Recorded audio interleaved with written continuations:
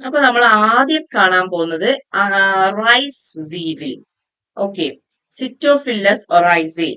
Okay, അപ്പൊ ഒറൈസേ, rice എന്നും ഒറൈസേ എന്നൊക്കെ കേൾക്കുമ്പോൾ നിങ്ങൾക്കറിയാം മെയിൻലി നമ്മള് ഇവര് റൈസിലാണ് ഇവരെ കാണുന്നത്. റൈസിനെ ഡിസ്ട്രപ്റ്റ് ചെയ്യുന്ന, റൈസ് ഗ്രെയിൻസിനെ ഡിസ്ട്രപ്റ്റ് ചെയ്യുന്നവരാണ്, ഡിസ്ട്രോയ് ചെയ്യുന്നവരാണ് ഇവരിന്ന് ഒരു ഹിന്റ്. റൈസ് വീവിൽ സിറ്റോഫില്ലസ് ഒറൈസേ എന്നാണ് പേര്. ഓക്കെ, അപ്പൊ ഇവര് എന്താണ് ഇൻസെക്ട് ആയതുകൊണ്ട് കോലിയോപ്റ്റെറ ഓർഡറിൽ വരുന്നു.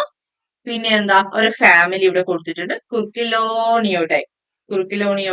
അപ്പോ ഇവര് ഡാമേജിങ് സ്റ്റേജ് ഞാൻ ഇവിടെ കൊടുത്തിട്ടുണ്ട്. Damaging stage grubs or adult. Damaging stage എന്ന് പറഞ്ഞാൽ ഇപ്പൊ നമുക്കറിയാം മിക്കവാറും ഇൻസെക്ടിന്റെ ലാർവൽ സ്റ്റേജ് ഉണ്ടാവും അല്ലെ, അഡൽട്ടും ഉണ്ട്. അപ്പൊ ആ ഒരു ലാർവൽ ഇൻസെക്ട്സിന്റെ ഈ ലാർവൽ സ്റ്റേജിലാണ് ഗ്രബ്സ് എന്ന് പറയാ കേട്ടോ. എന്താ പറയാ, ഗ്രബ്സ്.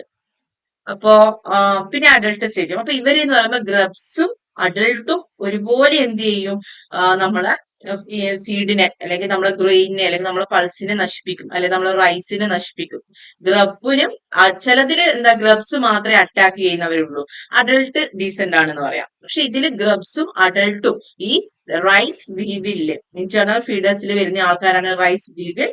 സിറ്റോഫില്ലസ് ഒറൈസേ എന്നാണ് അതിന്റെ സയന്റിഫിക് നെയിം. ഓക്കെ, അപ്പോ അതിന്റെ ഗ്രബും അതായത് ലാർവ, അതുപോലെ തന്നെ അതിന്റെ അഡൾട്ടും, ലാർവയും അഡൾട്ടും ഒരേപോലെ എന്താണ്, ഒരേപോലെ ഡാമേജിങ് ആയിട്ടുള്ള ആൾക്കാരാണ്. ഓക്കെ, മെയിൻ കോൺസെൻട്രേഷൻ അവര് മെയിൻ ആയിട്ട് കോൺസെൻട്രേറ്റ് ചെയ്യുന്നത് റൈസ്. അപ്പൊ ആ പേര് കേട്ടത് നിങ്ങൾക്ക് അറിയാലോ, റൈസ് റൈസ് വീവിൽ നിന്നാണ് കോമൺ നെയിം.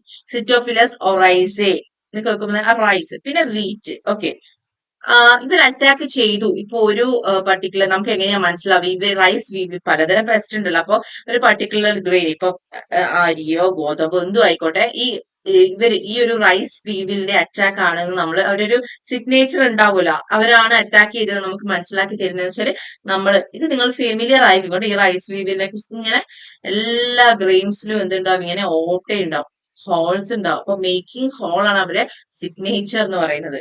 ഓക്കെ, അപ്പോ റൈസ് വീവിനെ ഞാൻ കാണിച്ചു തരാം. കണ്ടോ, നിങ്ങൾ ഇത് ഫെമിലിയർ ആയിരിക്കും കേട്ടോ. നിങ്ങളെ വീട്ടില് നമ്മുടെയൊക്കെ നാട്ടിൽ ഇതിനെ കൊത്തൻ എന്നാണ് ഇതിനെ ലോക്കലായിട്ട് വിളിക്കുന്ന ഒരു നെയിം എന്ന് പറയുന്നത് കേട്ടോ. ഇതിന്റെ ട്രങ്ക് കണ്ടോ. അപ്പൊ ഈ ഒരു സംഭവം കൊണ്ടാണ് ശരിക്കും ഇതൊരു ഹോൾസ് ഉണ്ടാക്കുന്നത്. അപ്പൊ റൈസിനെയാണ് അതുപോലെ തന്നെ വീറ്റ് ഗ്രെയിൻസിനെയാണ് ഇത് മെയിൻ ടാർഗറ്റ് ചെയ്യുന്നത് കേട്ടോ. കണ്ടോ, ഇങ്ങനെയാ നിറച്ചും ഉണ്ടാവും കേട്ടോ. അത് സ്പ്രെഡ് ആയി കഴിഞ്ഞാൽ ഒരുപാട് ഇങ്ങനെ ഉണ്ടാവും. അപ്പൊ ഇവര് കംപ്ലീറ്റ് എന്ത് ചെയ്യും, എല്ലാ ഗ്രെയിൻസിനും നമുക്ക് പിന്നെ അത് ഉപയോഗിക്കാൻ പറ്റില്ല. അപ്പൊ ഇവര് റൈസിലേ ഉണ്ടാകുന്ന വെച്ചാൽ ബാക്കിയൊന്നും ഉണ്ടാകുന്നതല്ല, മെയിൻ ആയിട്ടും കാണുന്നതാണ്. അപ്പൊ ഇവരെ മൊത്തം വന്നിട്ടുണ്ടാവും ഇങ്ങനെ ഹോൾസ് ആയിട്ടുണ്ടാവും. അപ്പൊ നമുക്ക് പിന്നെ അത് യൂസ് ചെയ്യാൻ വേണ്ടി പറ്റില്ല. ഓക്കെ, എന്താന്ന് വെച്ചാൽ ഈ ഗ്രബ്സ് എന്ത് ചെയ്യും, ഈ ഗ്രബ്സ് ശരിക്കും ഇനി ഇന്റേണൽ കണ്ടന്റ് ഒക്കെ എന്ത് ചെയ്യും, ഇതിന്റെ ഇന്റേണൽ കണ്ടന്റ് ഒക്കെ എടുത്ത് ഇവർ കഴിക്കും. ഈ ഇപ്പൊ ഇങ്ങനെ കാണില്ലേ, അപ്പൊ ഇതിന്റെ ഉള്ളിലുള്ള ഇന്റേണൽ ഫീഡേഴ്സ് ആണല്ലോ. അപ്പൊ ഇതിനെ മൊത്തത്തിൽ അതിന്റെ ആ മൊത്തം ഇന്റേണൽ കോഴ്സ് ഫുൾ ഈറ്റ് ചെയ്ത് ഈ ഹോൾസിലേക്ക് കൂടിയാണ് ഇവരുടെ ഉള്ളിലേക്ക് കയറി എല്ലാ ഇന്റേണൽ കണ്ടന്റ്സ് ഇവര് മെല്ലനെ മെല്ലനെ എന്ത് ചെയ്യും, കഴിക്കും. ഓക്കെ, അപ്പൊ ഗ്രബും അഡൾട്ടും ഉണ്ട്, റൈസും വീറ്റുമാണ് മെയിൻ ആയിട്ട് കാണുന്നത്. ബാക്കി പൾസസിലും കാണാം കേട്ടോ, മേക്കിംഗ് ഹോൾസ്. പിന്നെ കൺട്രോൾ മെഷേഴ്സ്.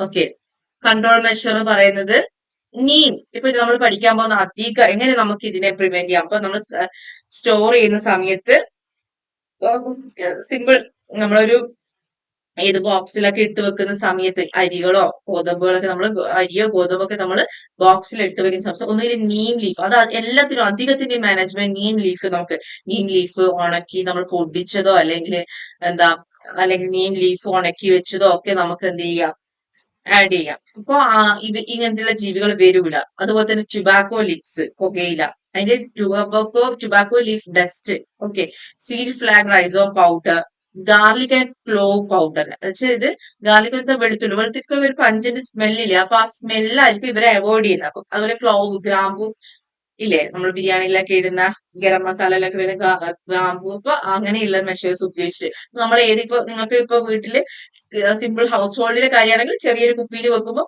കുറച്ച് ക്ലോവോ കുറച്ച് ഗാർലിക് ക്ലോവ് ഉണക്കി പൊടിച്ച പൗഡർ ഇട്ട് കൊടുക്കാം, അല്ലെങ്കിൽ നീം ലീഫ് ഉണക്കി ഡ്രൈ ചെയ്തിട്ട് ഇട്ട് കൊടുക്കാം. ഓക്കെ, ടുബാക്കോ ലീഫ് ഇട്ട് കൊടുക്കാം. അപ്പൊ ഇതൊക്കെ വരുന്നത് തടയും. ഓക്കെ, ഇനി എന്താണ് ഇനി കെമിക്കൽ കൺട്രോൾ ഉണ്ട്. ഇപ്പൊ അതുകൊണ്ടാണ് ഈ സ്റ്റോർ ഹൗസിലൊക്കെ നമ്മൾ പറയുന്നില്ലേ, കുറെ പെസ്റ്റിസൈഡ്സ് ഒക്കെ ഉപയോഗിക്കും. ഇൻസെക്ടിസൈഡ്സ് ഒക്കെ കെമിക്കലി ഇതിനെ കൺട്രോൾ ചെയ്യാൻ വേണ്ടി ഇൻസെക്ടിസൈഡും പെസ്റ്റിസൈഡും ഒക്കെ വെക്കും. മാലത്തിയോൺ ടെസ്റ്റ് അങ്ങനെയൊക്കെ വെക്കും. ഓക്കെ, അപ്പൊ നേച്ചറൽ ആയിട്ട് നമുക്ക് ചെയ്യാൻ പറ്റുന്നതാണ് ഈ പറഞ്ഞതൊക്കെ കേട്ടോ.